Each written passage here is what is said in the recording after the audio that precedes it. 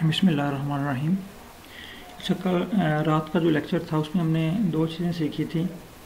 एक तो हमने आर और पाइथन का थोड़ा सा इंट्रोडक्शन देखा था कि ये क्या होता है, और दूसरा आर की डाउनलोडिंग, इंस्टॉलेशन, फिर आर स्टूडियो की डाउनलोडिंग और इंस्टॉलेशन। तो उम्मीद है कि सब लोगों ने आर जो है वो डाउनलोड कर लिया होगा और इंस्टॉल कर लिया होगा। तो जिन लोगों को इश्यूज़ आ रहे हैं इंस्टॉलेशन में, तो उसके लिए भी दूसरी वीडियो है, वो भी मैं आपके साथ शेयर करता हूँ। तो जिन लोगों ने आर इंस्टॉल कर लिया हुआ है, तो ये वीडियो जो है ना, ये उनके लिए। तो आर और आर स्टूडियो दोनों को इंस्टॉल करने के बाद, हाँ, एक और बात याद रखें कि जब आप आर स्टूडियो इंस्टॉल कर लेते हैं, क्योंकि अब हमने बाकी सारा काम जो है वो आर स्टूडियो पे करना है, तो आर को हमने यूज़ नहीं करना, लेकिन फिर भी हमने इसको डिलीट नहीं करना, इसको अनइंस्टॉल नहीं करना, क्योंकि बैकअप पे सारा काम आर पे ही हो रहा होता है।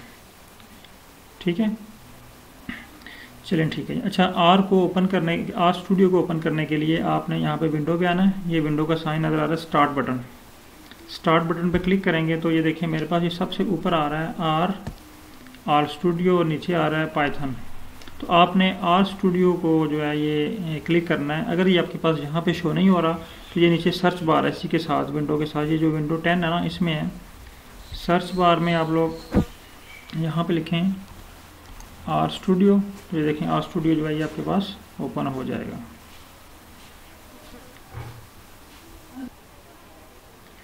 हाँ, अगर वहाँ पे आपका स्टार्ट मेन्यू में ये आर स्टूडियो शो नहीं हो रहा, तो यहाँ पे जो साथ सर्च का बटन है, यहाँ पे आर स्टूडियो लिखें, तो ये आपके पास आर स्टूडियो आ जाएगा।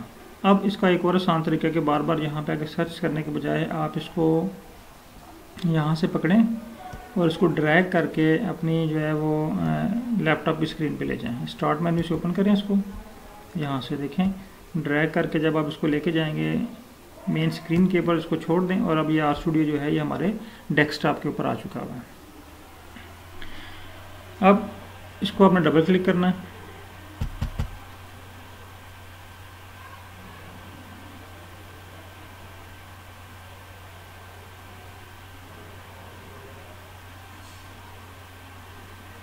डबल क्लिक करेंगे तो हमारे पास जो है एक विंडो ओपन होगी, जिसे हम कहते हैं जी आर स्टूडियो की स्क्रीन है हमारे पास। हम इसको आसान अल्फाज में पढ़ेंगे, टेक्निकली इसको कुछ और बोलते हैं, लेकिन हम इसको समझने के लिए, क्योंकि हमने सीना प्रोग्रामिंग सीखनी है, हमने सिर्फ इसमें डाटा एनालिसिस करना है और डाटा एनालिसिस सीखना है, जो कि बॉटनी से रिलेटेड है। तो हमने इसका कंप्यूटर से रिलेटेड जो है वो चीज़ें नहीं सीखनी, ना ही वो हमारा काम है। तो अब हम ये देखें, रात को जो लेक्चर में ना कुछ लोगों को ये 3 स्क्रीन शो हो रही थी इस तरह। तो इसका एक तो हल ये है कि आप यहाँ पे आएँ, फाइल पे, ये प्लस का ये ग्रीन सा बटन नज़र आ रहा है, यहाँ से आप न्यू स्क्रिप्ट करेंगे तो ये आपके पास फाइल शो हो जाएगी। ठीक है, तो अगर आप न्यू स्क्रिप्ट नहीं करना चाहते, जब देखें मेरे पास ये तकरीबन 4-5 स्क्रिप्ट जो है ये ओपन हो चुके हैं, तो मैं चाहता हूँ कि इसी को जो है ये पहले स्क्रिप्ट को ही ठीक कर लूँ, या इसको जो है वो ये छुपा हुआ है इसको सामने ले आऊँ। तो ये छुपा क्यों हुआ था, क्योंकि यहाँ पे देखें ये जो नीचे वाली स्क्रीन है ना, कंसोल वाली, इसके ऊपर 2 बटन शो हो रहे हैं, एक मिनिमाइज़ का, एक मैक्सिमाइज़ का।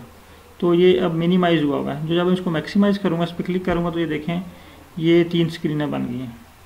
तो इसको मिनिमाइज़ करेंगे। जब हम इसको मिनिमाइज़ कर लेंगे, आपके पास इशू आ रहा है अगर 3 स्क्रीन आपके पास शो हो रही हैं, तो इसके ऊपर क्लिक करें तो ये मिनिमाइज़ हो जाएगा। देखें ये वहाँ पे चला गया। अब दोबारा इस पर क्लिक करें तो वहाँ पे आ गया। अब ये ऊपर वाली जो है स्क्रीन, इस पर क्लिक करेंगे, इसको मैक्सिमाइज़ करेंगे तो इस तरह ये हो जाएगा। ठीक है, तो ये देखें अब ठीक हो गया हमारे पास। तो इनको आप मिनिमाइज़ और मैक्सिमाइज़ करके एडजस्ट कर सकते हैं जहाँ पे। उसके बाद इसको स्क्रीन को आप छोटा बड़ा भी कर सकते हैं। अगर आप चाहते हैं कि आपने इस पर काम ज़्यादा करना है, ये आपको ज़्यादा शो हो, तो आप इसको माउस से पकड़ के जो है ना अप एंड डाउन इसको ड्रैग कर सकते हैं। इसी तरह अगर आप नीचे वाली स्क्रीन है इसको ड्रैग करना चाहते हैं, तो इसको भी आप ड्रैग कर सकते हैं। इस तरह अगर आप इसको length wise width wise increase करना चाहते हैं, तो विड्थ वाइज भी आप इंक्रीज़ कर सकते हैं। इसको आप कहते हैं जिस पे मैंने ज़्यादा काम करना है, तो इसको विड्थ वाइज भी इंक्रीज़ किया जा सकता है। अब हम बात कर रहे थे कि जो आर स्टूडियो की स्क्रीन है, इसके ऊपर 4 छोटी स्क्रीन शो हो रही हैं आपको। पहली स्क्रीन जो है वो स्क्रिप्ट की है, इसके ऊपर कोड लिखा जाता है, ये वाली स्क्रीन जो है, ठीक है। इसको हम जहाँ पे ये लिखा हुआ है सोर्स ऑन सेव फाइल्स। दूसरा हमारे पास कंसोल की फ़ाइल है, यहाँ पे जो हमारे रिजल्ट्स आएंगे, जो हमारे टेबल का डाटा होगा, जब वो एनालिसिस होने के बाद उसके रिज़ल्ट आएंगे, नोवा का रिज़ल्ट होगा, पीसीए का रिज़ल्ट होगा, वो यहाँ पे शो होगा। थर्ड जो है इन्वायरमेंट, जो हम फाइल्स अपलोड करेंगे, यानी हमने एक्सेल की फ़ाइल अपलोड की है, वो 4 स्क्रीन शो हो रही हैं। एक जो है हमारे पास स्क्रिप्ट की फ़ाइल है, ये वाली, ठीक है, पहली जो फाइल है, और दूसरी जो है कंसोल की फ़ाइल है, तीसरी जो है ये इन्वायरमेंट की फ़ाइल है। इन्वायरमेंट की फ़ाइल के अंदर हमारे पास वो डाटा होगा जो हम एक्सेल के थ्रू किसी या एसपीएस की फ़ाइल के थ्रू, यहाँ पे देखें अगर मैं आपको थोड़ा सा दिखा दूँ तो यहाँ पे हम काफ़ी सारी फ़ाइल फॉर्मेट में जो है ना हम टेक्स्ट फॉर्मेट में अपलोड कर सकते हैं, हम जो है वो एक्सेल की फॉर्म में डाटा को अपलोड कर सकते हैं, एस फॉर्म में, एस फॉर्म में, स्टैटिस्टिका फॉर्म में जो है ये डाटे को यहाँ पे अपलोड कर सकते हैं। तो हमारे पास क्योंकि मोस्टली डाटा जो होता है वो एक्सेल फॉर्म में होता है, तो हम इसको एक्सेल में ही आगे मज़ीद पढ़ेंगे। तो ये इन्वायरमेंट के अंदर ये सारी चीज़ें आती हैं। और दूसरा जो हमने पैकेजेस रन किए होते हैं वो भी यहाँ पे आ रहे होते हैं। इसके अलावा जो इसकी और डिटेल होती है, जो हमारे रिजल्ट्स होते हैं, रिजल्ट्स के दौरान जो हमारा नया टेबल बनता है वो भी यहाँ पे हमारे पास आ जाता है। ये हम देखेंगे जब हम इसकी प्रैक्टिस शुरू करेंगे, बाकायदा नोवा, पीसीए या क्लस्टर एनालिसिस करेंगे, तो फिर हम ये इन्वायरमेंट को देखेंगे कि यहाँ पे क्या क्या चीज़ें आ रही हैं। फोर्थ इसका जो हिस्सा है ये मोस्ट ही इंपॉर्टेंट है, यहाँ पे प्लॉट वगैरह आते हैं और पैकेजेस वगैरह हैं। यानी हमने यहाँ पे कोड रन किया, पीसी फॉर एग्जाम्पल हम पीसीए बनाना चाहते हैं, तो यहाँ पे हमने कोड रन किया, यहाँ पे उसका पीसीए का रिजल्ट्स या टेबल्स आएंगे और इस कॉलम के अंदर पीसीए का प्लॉट आएगा। ठीक हो गया। अब यहाँ पे एक और इम्पोर्टेंट चीज़ बता दूँ कि यहाँ पे एक ऑप्शन है फोर्थ में पैकेजेस का। तो पैकेजेस में जो है ये हम कोई भी जो एनालिसिस हमने करना है उसके लिए हमें एक पैकेज चाहिए।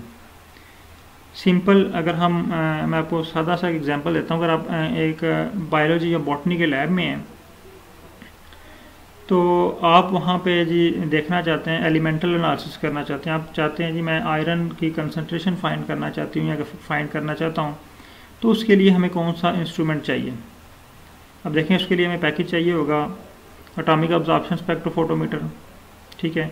इसी तरह अगर आप उसकी पीएच मालूम करना चाहते हैं तो आपको पीएच मीटर चाहिए होगा। तो ये पैकेजेस हैं, एटॉमिक अब्जॉर्प्शन स्पेक्ट्रोफोटोमीटर जो है, या फ्लेम फोटोमीटर है, इसके अलावा जो है माइक्रोस्कोप है, पीसीआर है।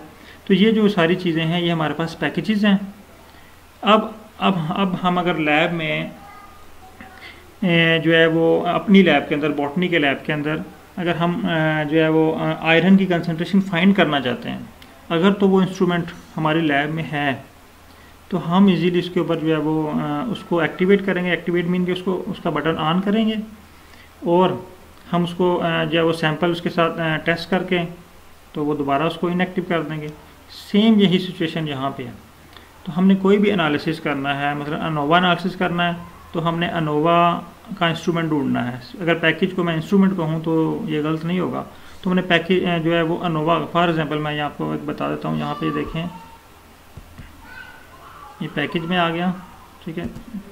तो यहाँ पे अगर मैं अनोवा लिखता हूँ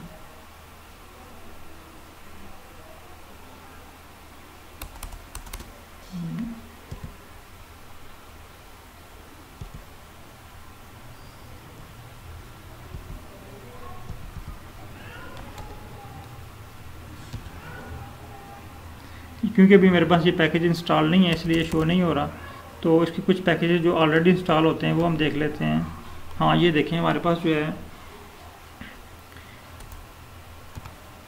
क्लस्टर, ठीक है, यानी ये डेंड्रोग्राम जो बनाते हैं, ये देखें हमारे पास अब ये हमारी लैब के अंदर ये मौजूद है क्लस्टर।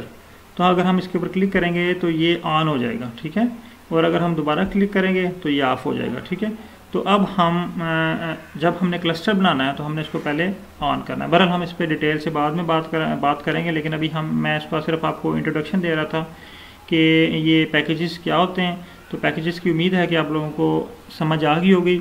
यानी लैब के अंदर हमारे जो इंस्ट्रूमेंट पड़े हुए हैं वो हमारे बॉटनी के पैकेजेस हैं। यानी अब हमें पता होना चाहिए कि कौन से इंस्ट्रूमेंट से हमने कौन सा काम करना है। इसी तरह कि ये जो पैकेजेस वाला ऑप्शन है यहाँ पे, ये हमारी एक लैब है। इस लैब के अंदर सारे पैकेजेस पड़े हुए हैं। हमें अब पता होना चाहिए कि हमने कौन सा पैकेजेस ऑन करना है, कौन सा इंस्ट्रूमेंट ऑन करना है और उससे जो है डाटा को एनालिसिस करना है। तो बाकी जो इंस्टॉलेशन की वीडियो वो भी मैं आपके साथ जो है वो जल्दी शेयर करता हूँ। तो एक और बात याद रखें, जिन लोगों के पास विंडो 8 या विंडो 7 आ रही है उनके पास इंस्टॉलेशन का इशू होगा, क्योंकि ये रात को भी मैंने आपसे डिस्कस जो है वो लाइव बताया था आपको कि क्योंकि ये हमारे पास जो आर स्टूडियो है ये विंडो 10 और 11 के लिए है। तो होपफुली कि उसमें इंस्टॉल हो जाएगा, लेकिन अगर उसमें इंस्टॉल ना हुआ 8 और 7 में तो आपको विंडो 10 या 11 जो है अपने लैपटॉप में करनी पड़ेगी।